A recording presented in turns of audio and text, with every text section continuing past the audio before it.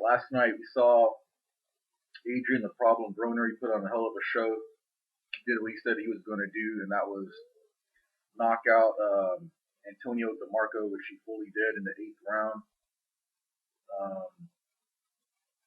It clearly wasn't Antonio Demarco's fight.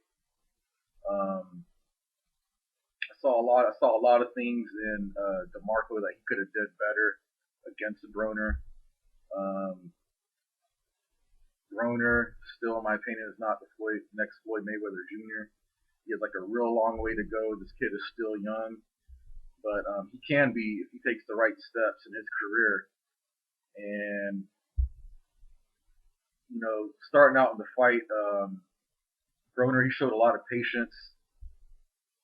He was figuring out Demarco what his game plan was, and once he figured out his game plan was, he adjusted, took full advantage in the fact.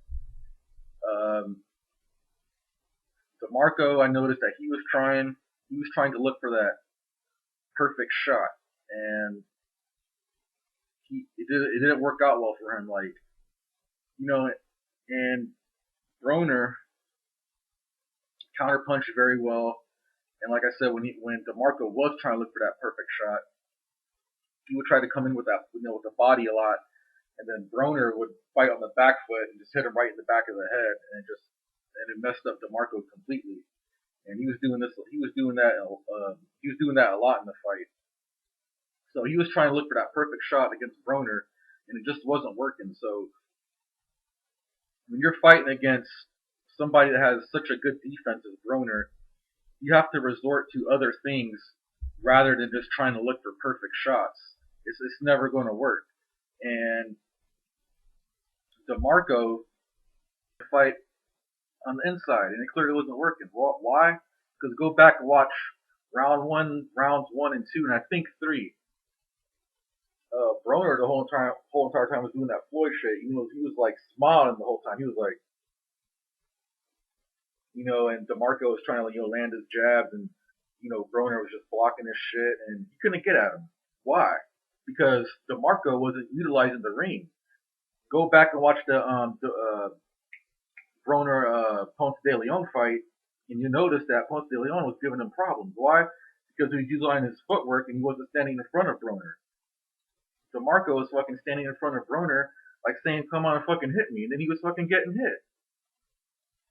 And that's the issue I didn't understand with Demarco. I was like, man, why are you standing in front of this dude, man? Respect that ring, utilize it, fucking dance around this dude, move around his ass, and Demarco wasn't doing that shit. Kept getting his ass beat, and then he started taking punishment. They were talking about even stopping the fight, and his corner man was trying to tell him, "Hey, you got to show me something. We're going to stop this fight." So right when round 8 came,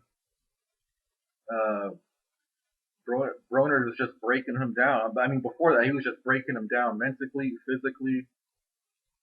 Broner was landing that vicious body work. He was counter punching him. I think Broner gave him a boxing lesson. He took him to school in this fight. Honestly, that's just what it is. But and here's the 4 things I believe that Broner needs to do. These 4 steps that he needs to take in order to eventually that will lead him to the pay-per-view king, like the way how Floyd Mayweather is. 1, he needs to clean out any division that he's in, whether it's at 135.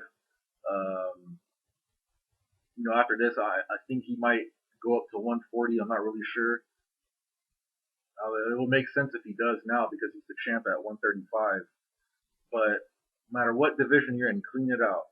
I'm not saying once you go up in weight, start with the next guy, the next top dog. Fight smart. Take your time.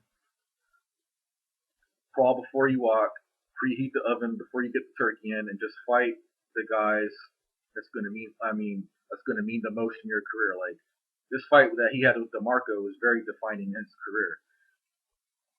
So clean out the division. Fight. Have good tune-up fights though. That's very key.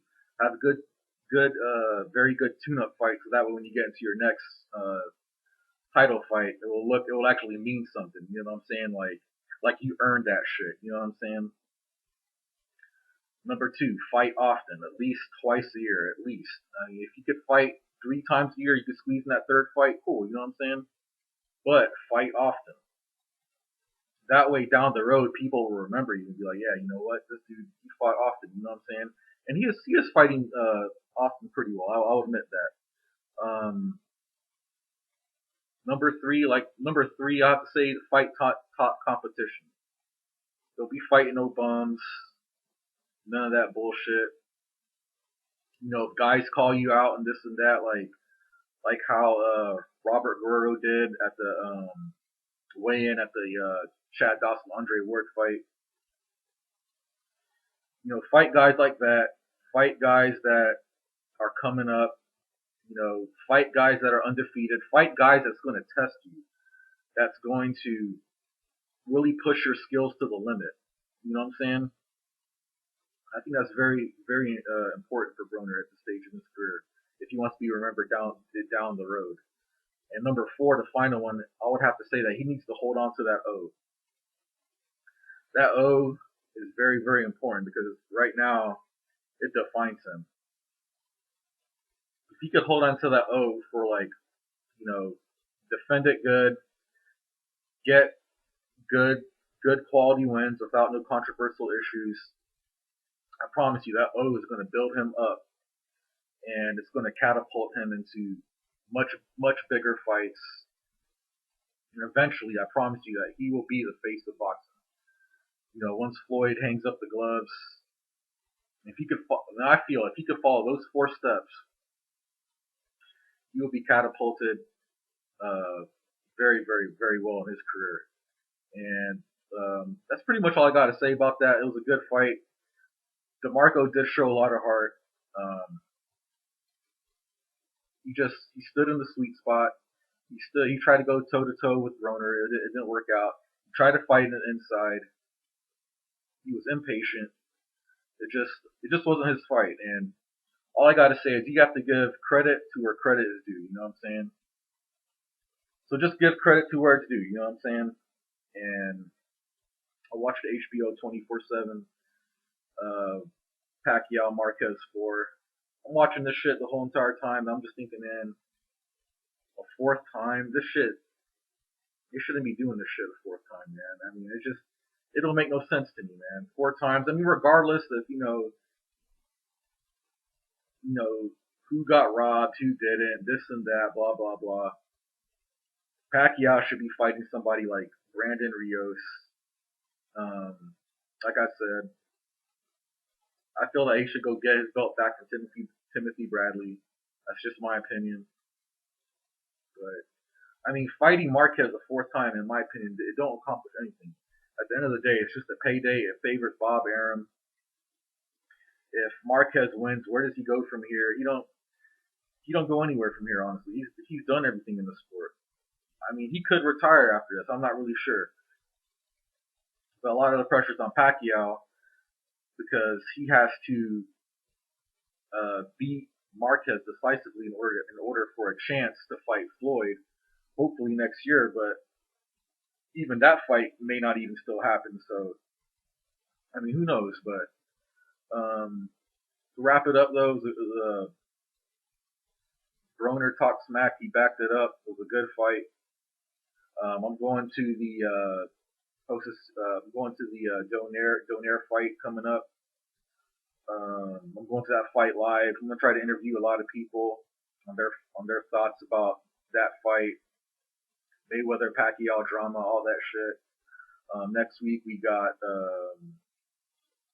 Robert the Ghost Guerrero versus Andre Berto. That's gonna be a very good, exciting fight. I'll be doing a video on that. And other than that, man, you guys stay safe out there. Peace and thanks for watching.